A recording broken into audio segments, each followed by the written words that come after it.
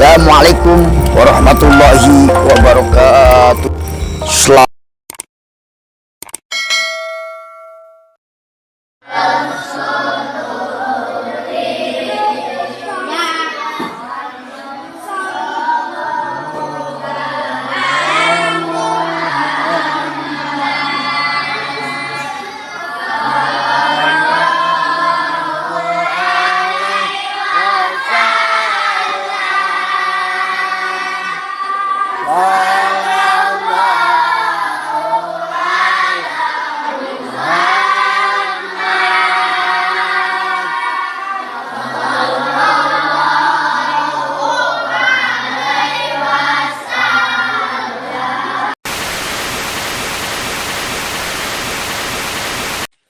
sahabat Yazid yang dimuliakan oleh Allah, marilah kita membaca sholawat kepada Rasulullah Sallallahu Alaihi Wasallam sebagai rasa syukur kita atas limpahan nikmat dari Allah Subhanahu Wa Taala. Dan salah satu nikmat yang paling besar adalah nikmat menjadi umat Rasulullah Sallallahu Alaihi Wasallam. Karena umat Rasulullah Sallallahu Alaihi Wasallam memiliki keistimewaan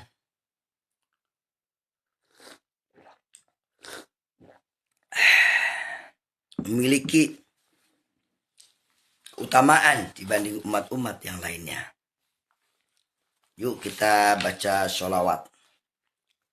Allahumma sholli wa sallim wa barik alaihi. Sallu alaihi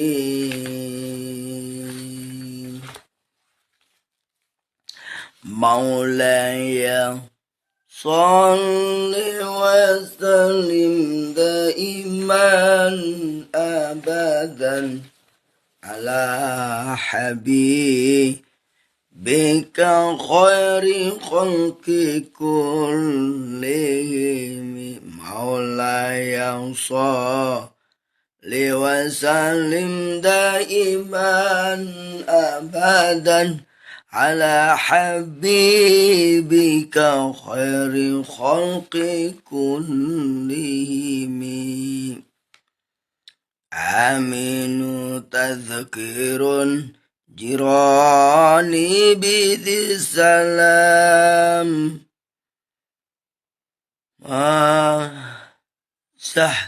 tadam'an sa'amin mu'allaqati bidam Maulaya salli wa sallim daiman abadan ala habibika khairi khalqi kullihim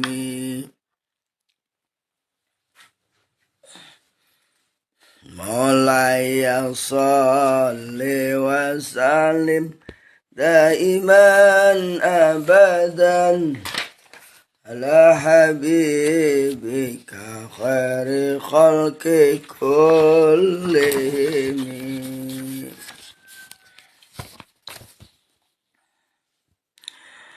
Maulaya salli wa sallim daiman abadan ala habibika khairi khalqi kullihim.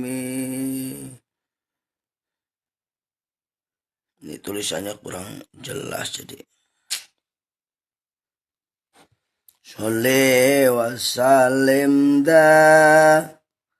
ala alil mada Sholli wa sallim iman qad wahada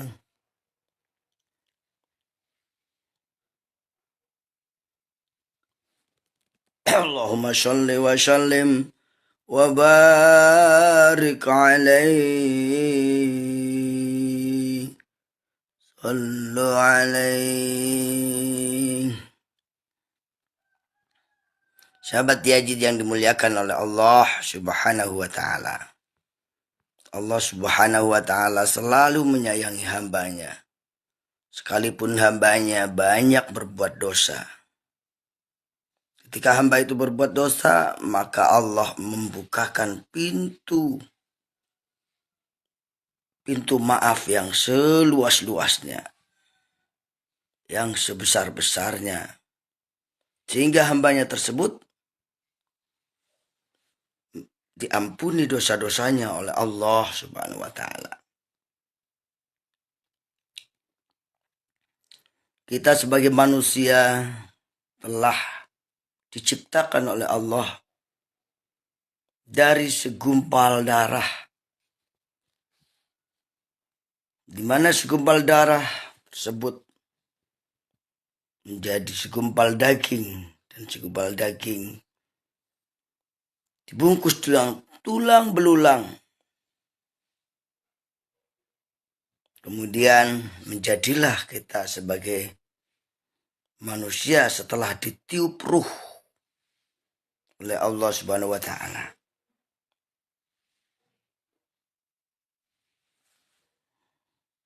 Oleh sebab itu, jadilah kita hamba-hamba yang bersyukur. Jangan menjadi hamba yang kufur. Walaupun kekufuran itu sudah nampak sekali dalam kehidupan manusia. Allah berfirman dalam Al-Quran surat Al-Alaq, Iqra' bismi rabbikal ladzi khalaq. Bacalah dengan menyebut nama Tuhanmu yang telah menciptakan.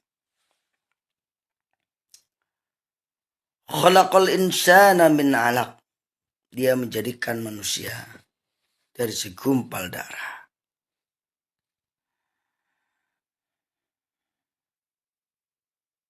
Iqra' wa rabbukal akram. Maka bacalah dan Tuhanmu lah, muliakanlah. Nah ini. Alladzi 'allama bil qalam. Dialah Allah yang menciptakan, mengajarkan kita dengan perantaraan qalam.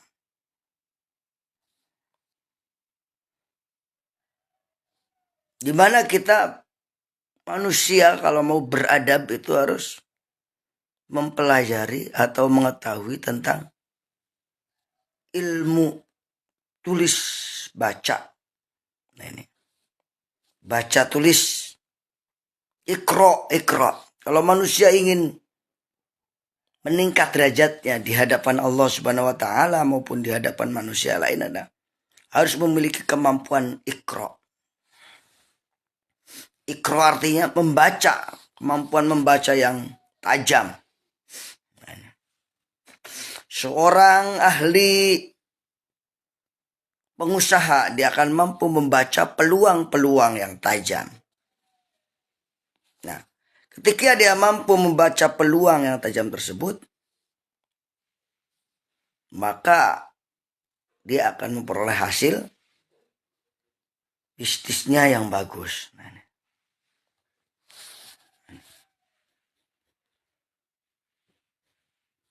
Tetapi jika tidak mampu membaca peluang,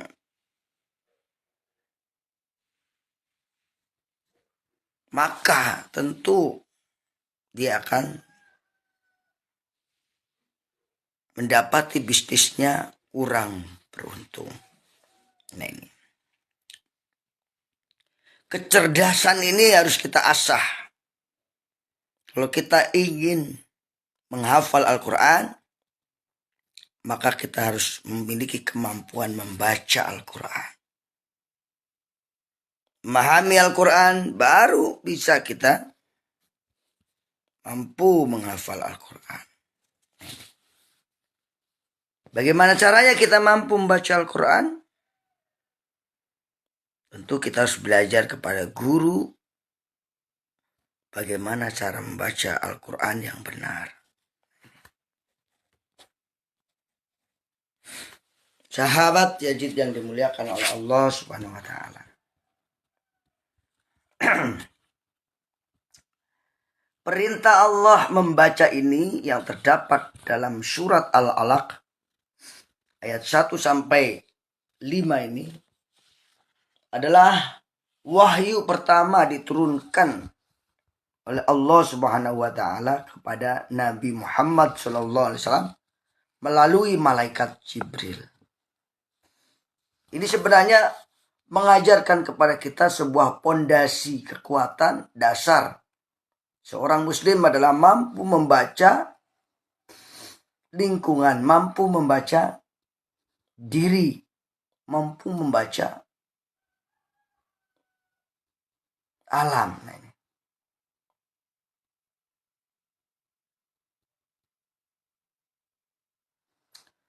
Bahkan mampu membaca nikmat-nikmat Allah yang dia berikan kepadanya. Kemudian bagaimana nikmat itu bertambah menjadi nikmat lagi. Ya, dengan kata lain dengan melalui syukur itu tadi. Ketika manusia bersyukur atas nikmat yang Allah berikan, maka Allah akan memberikan tambahan nikmat yang bertikel-tikelnya.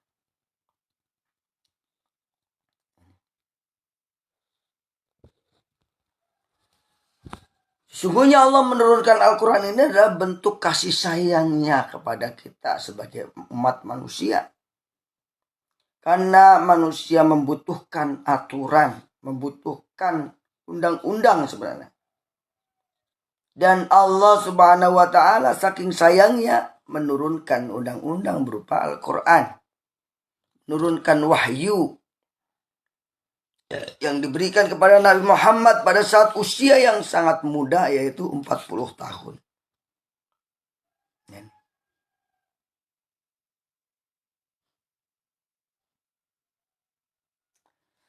Nah, bagaimana kita mampu memahami ayat-ayat Allah ini sebagai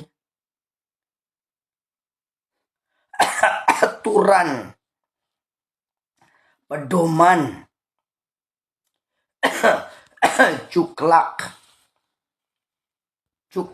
hidup seorang manusia di muka bumi ini. Bayangkan jika Tuhan atau Allah tidak menurunkan firman-Nya, manusia akan berada dalam kebingungan yang panjang. Akan berada dalam kegalauan yang panjang. Akan berada dalam kesedihan yang tiada henti.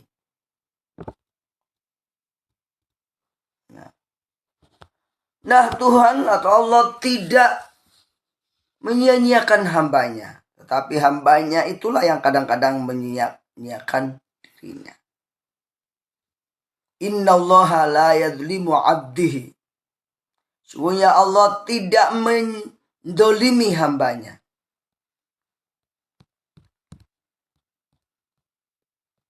Tetapi hambanya itulah yang banyak melakukan kezoliman buat dirinya sendiri. Baik diketahuinya maupun karena kebodohannya. Nah, sahabat Yazid yang dimuliakan oleh Allah Subhanahu wa taala. Nabi Muhammad sallallahu alaihi wasallam di atas diutus jadi Rasul tidaklah lama. Hanya beberapa tahun, yaitu 23 tahun. Hanya 23 tahun, Bapak Ibu.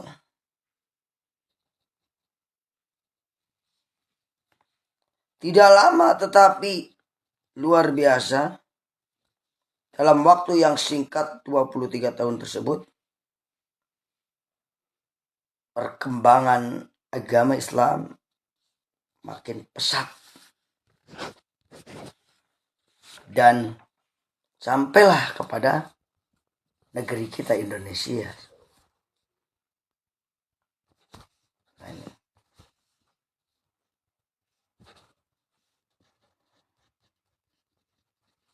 Kita bersyukur kita berada di negeri yang indah. Jamrud Khatulistiwa. Di mana orang sangat menginginkan Indonesia ini sebagai negaranya. Tapi Allah takdirkan kitalah yang memiliki, kitalah yang menghuni negeri Indonesia ini. Karena itu kita harus menjaga NKRI, harus menjaga negara kita ini dengan apa? Dengan ketaatan kita kepada Allah. Maka Allah akan menjaga negeri kita ini. Dengan ketaatan kepada Rasul, maka Allah akan menjaga negeri yang kita cintai ini.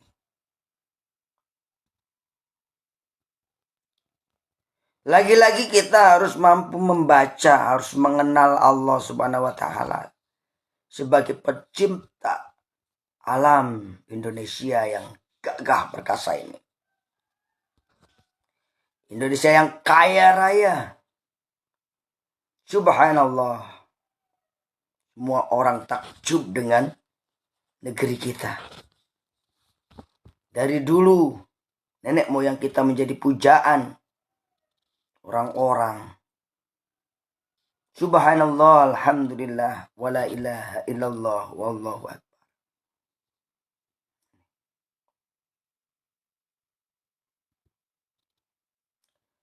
Kembali lagi kepada masalahnya, yaitu kenapa Allah Subhanahu wa Ta'ala menurunkan Al-Quran? Karena Allah sayang kepada hambanya agar hambanya tidak tersesat. Ayat yang pertama turun yaitu surat Al-Alaq ini. Ayat 1 sampai dengan 5.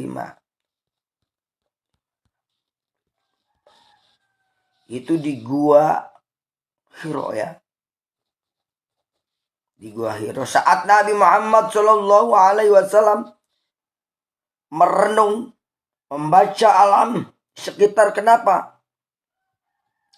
Orang-orang menyembah berhala. Kenapa orang-orang? Saat itulah Nabi Muhammad sedang merenung, berkhalwat di Gua Hiro. Datanglah malaikat Jibril dan mensikapnya dari belakang. Wahai Muhammad, wahai Muhammad, bacalah, dengan menyebut bacalah, ikro. Lalu Nabi Muhammad menjawab, ma ana biqari'in. Aku tidak bisa membaca. Aku tidak bisa membaca. Begitulah seterusnya malaikat Jibril mengajarinya. Iqra bismi rabbikal ladzi khalaq. Khalaqal insana min 'alaq. Iqra wa rabbukal akram. Alladzi 'allama bil qalam. 'Allamal insana ma lam ya'lam. Kalla innal insana la yatgha ar-ra'ahu istaghna. Inna ila rabbika ruj'a ara'aytal ladzi yanha 'abdan idza shalla.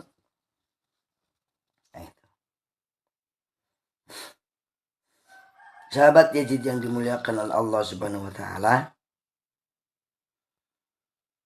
Yang kedua, setelah kita membaca, hendaklah kita mengingat Allah. Dengan menyebut asma Allah kita membacanya. Dan yang ketiga, ayat ini mengajarkan kepada kita, surat ini mengajarkan kepada kita agar kita mengenali asal muasal diri kita. Asal muasal kita yaitu dari segumpal darah. Oleh karena itu kita tidak boleh berlaku sombong. Ada orang yang sombong dengan ilmunya, takabur dengan ilmunya, maka akan merugi dia. Ada orang yang sombong dengan amalnya, maka dia akan merugi.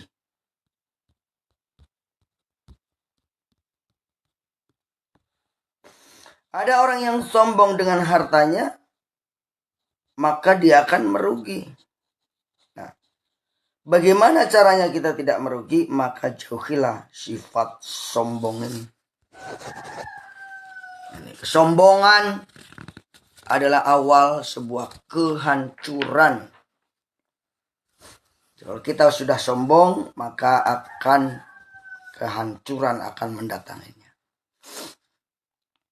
Kenapa negeri-negeri ini, kenapa negeri di dunia ini dihancurkan oleh Allah? Karena kesombongan mereka. Mereka tidak mau bersyukur, mereka tidak mau saling tolong menolong.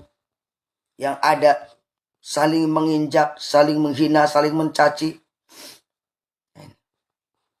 Jika negeri kita sudah diisi orang-orang yang hanya mementingkan pribadi, mementingkan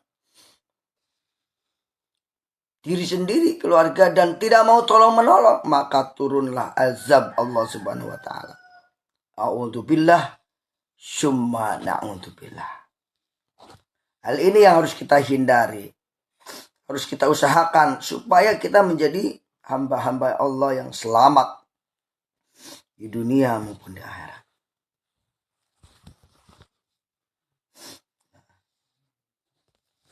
Ada beberapa faktor yang mempengaruhi kenapa manusia tidak mau taat kepada Allah Subhanahu wa taala.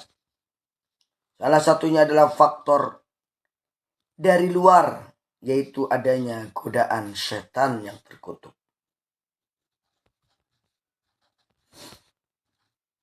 Namun setan ini memang sudah dipersiapkan oleh Allah Subhanahu wa taala untuk menggoda manusia. Nah ini. Untuk menggoda manusia, dan manusia pun sudah dikasih senjata oleh Allah untuk melawan godaan setan tersebut. Bagaimana Allah Subhanahu wa taala telah menjelaskan ketika menurunkan surat An-Nas, Al-Falaq, di mana dalam surat An-Nas kita hanya disuruh berlindung kepada Allah semata. Qul a'udzu birabbin nas. Katakanlah aku berlindung kepada Tuhan manusia. Malikin nas, raja manusia, ilahin nas, sembahan manusia. Min syarril waswasil khannas, dari kejahatan bisikan setan yang biasa bersembunyi. Alladzi yuwaswisu fi sudurin nas, ya, yang bersembunyi dalam dada manusia. Minal jinnati wan nas, dari bangsa jin dan dari manusia.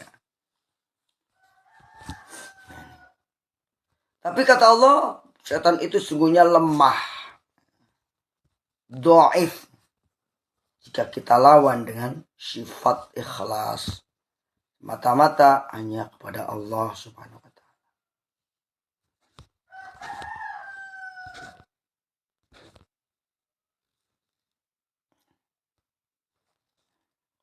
Sahabat aziz yang dimuliakan oleh Allah Subhanahu wa taala,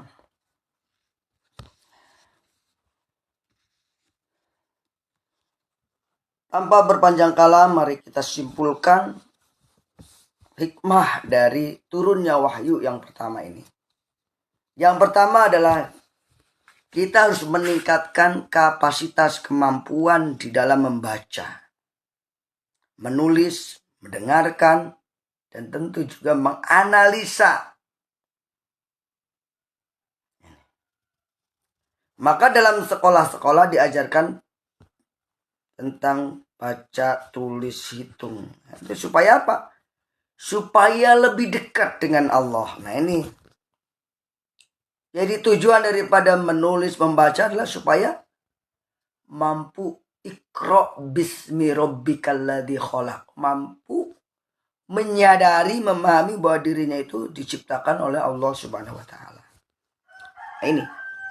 Jadi tidak pantas kita menyombongkan ilmu kita, menyombongkan kemampuan kita.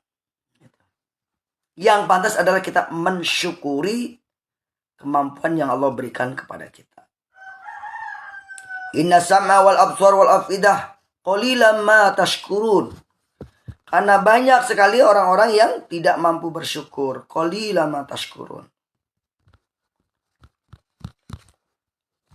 Nah, jadilah kita orang-orang yang mampu bersyukur kepada Allah. Allahumma ij'alna syakuro waj'alna saburo waj'alna fi'ani sohiro fi ayunin nasi kabir.